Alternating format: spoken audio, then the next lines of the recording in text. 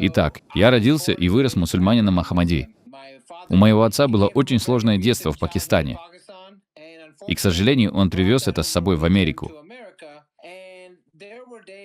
И были дни, когда надо мной так сильно издевались, что я взывал к Богу. Я взывал к Аллаху и думал: «Эй, ты же видишь, что со мной происходит, верно? Почему ты не вмешиваешься? Почему ты не слышишь моих молитв?» Ни разу я не почувствовал, что он утешает меня. Я просто чувствовал себя одиноким. Именно Рамадан заставил меня отказаться от ислама. Как только я перестал пить воду, у меня начались потери сознания и сильное обезвоживание. Я сказал маме, что могу обойтись без еды, но если я останусь без воды, то могу умереть. И она ответила: «Что ж, если ты умрешь в течение месяца Рамадан, ты будешь прощен и станешь благословением для нашей семьи». Это заставило меня осознать, что с меня хватит. Я буквально стер все аспекты ислама из своей жизни. У меня были отношения в течение 6 лет. Когда я вернулся, наши отношения закончились немедленно, внезапно. Я потерял все, что у меня было. Мои машины, моих собак, мой дом. Я стал бездомным.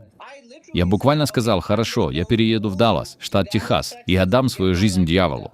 Я нашел женщину, которая потом стала моей женой. Однажды она включила фильм «Страсти Христовы». Я никогда открыто не плакал в кино, пока не увидел сцену бичевания. Ну знаете, сцену плача, когда избивали Иисуса. В тот момент, когда я это увидел, я заплакал. И когда фильм закончился, я повернулся к ней и сказал: «Расскажи мне побольше об Иисусе. Я хочу знать больше об Иисусе». Я рассказал ей все о своей семейной драме, о своем непрощении. Она сказала мне: «Если ты хочешь стать ближе ко Христу, главное — это прощение.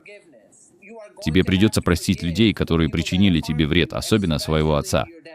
Поэтому я написал письмо на 3 страницах, в котором прощал своего отца, и сразу почувствовал умиротворение.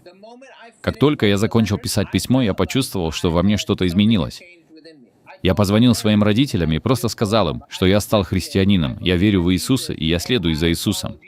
30 секунд царила тишина. Затем мама заговорила и сказала: «Нам все равно, кому ты поклоняешься и веришь ли ты в Иисуса. Мы просто рады, что ты не грешишь». А потом мой папа даже извинился за ту боль, которую мне пришлось пережить.